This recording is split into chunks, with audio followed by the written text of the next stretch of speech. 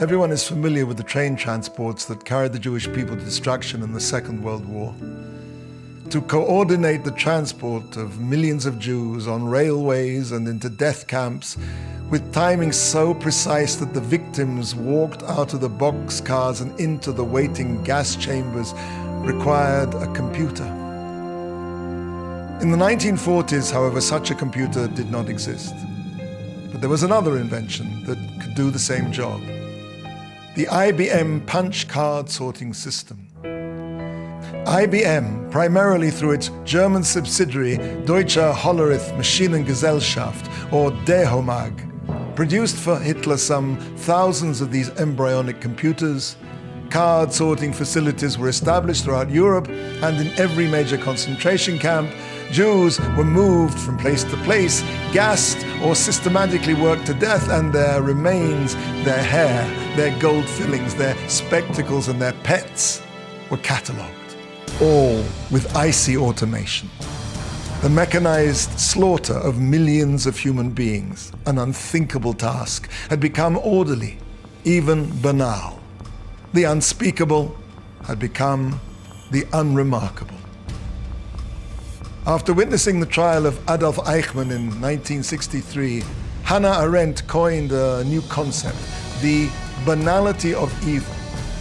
Arendt labored to make sense of how people who seemed so overwhelmingly ordinary, banal, had been capable of such monstrous deeds. To understand this, however, she need not have looked further than the Torah that was her neglected inheritance. In the book of Eicha, Lamentations, the prophet Yirmiyahu, Jeremiah, catalogues with terrible poignancy the destruction of Jerusalem and its people. Eicha is constructed on the pattern of the Aleph Bet, meaning in the majority of the chapters the first stanza begins with Aleph, the second with Bet, and so on. Rabbi Yochanan said, why were the Jews at the time of the temple's destruction stricken with the Aleph Bet? Because they transgressed the Torah that was given through the Aleph Bet. What did Rabbi Yochanan mean when he said that they were stricken, they were hit by the Aleph Bet? Did the letters themselves get up and assault them?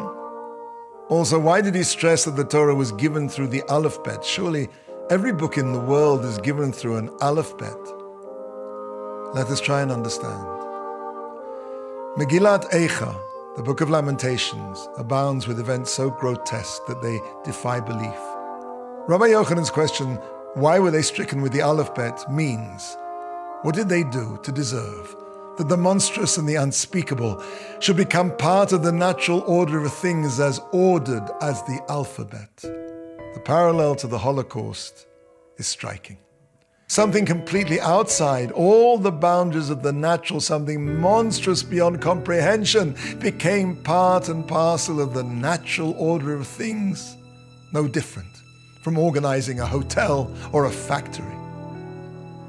If we take those letters and build words that express hatred, racism, intolerance, immorality, if we build a world of selfishness, a world of greed and atheism, then those very letters, the order of the world itself, could rise against us again. There's no privilege without responsibility. We, the Jewish people, have the privilege of being God's chosen people.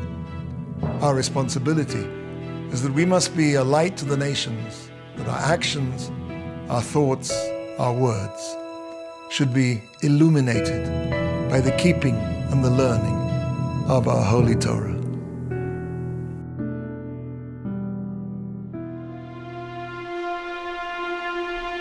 In the early hours of July 23rd, 1942, the first train transport of deportees left Mechina, Poland. The train was made up of 60 closed cars packed with Jews from the Warsaw Ghetto. The car doors were locked from the outside and the air apertures were barred with barbed wire. July 23, 1942. Was the day that the murders started in Treblinka. July 23rd, 1942, was the 9th of Av, Tisha B'Av. The 9th of Av has been a day of tragedy for the Jewish people ever since the Exodus and the sin of the spies in the desert. In Auschwitz, there was of all things a chapel. The chapel had a priest whose job it was to minister to the camp staff. Day after day after day, he watched as train after train after train disgorged its desperate human cargo. Day after day after day, his eyes lifted to the smoke wafting from the ovens, all that was left of 1,000,000 lives. 1,000,000 mummies and daddies' goodnight kisses, 1,000,000 broken birthday toys, 1,000,000 pairs of bewildered, frightened eyes staring lifeless into eternity. Day after day after day. One day, the priest walked into his chapel and he went up to the cross.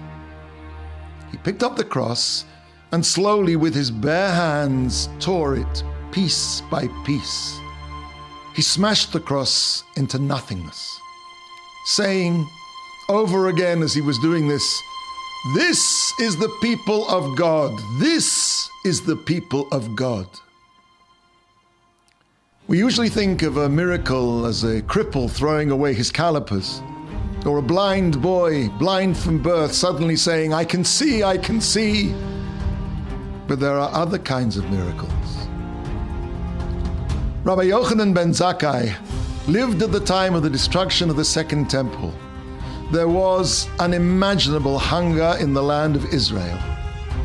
One day, he came upon a young girl picking out undigested barley from amongst the dung of an animal, the only food she could find. This girl was the daughter of Nagdiman ben Gurion, one of the richest men in the world. Rabbi Yochanan started to cry, and he said, "How happy are you, Yisrael? When you do the will of God, no nation nor tongue can rule over you, and when you forsake God's will, you are delivered into the hands of the lowliest nation, and not even into their hands, but into the hands of their animals." Why the Jewish people should be happy that no nation rules over them is self-evident. But why should we be happy? Why should we be happy sifting dung to survive? When natural disaster strikes, when there's an earthquake or a flood or a building collapses without reason, it means that God is punishing us without revealing himself. He has used the natural world as his agent. It means he doesn't want a direct involvement with us. He has distanced himself from us. But when something happens that's so totally unnatural, something miraculous, and even though the punishment is terrible beyond words, nevertheless, we recognize that our punishment is coming directly from Hashem and not through the hands of an agent. Even in that terrible time, we know that we've not been abandoned by our Father in heaven.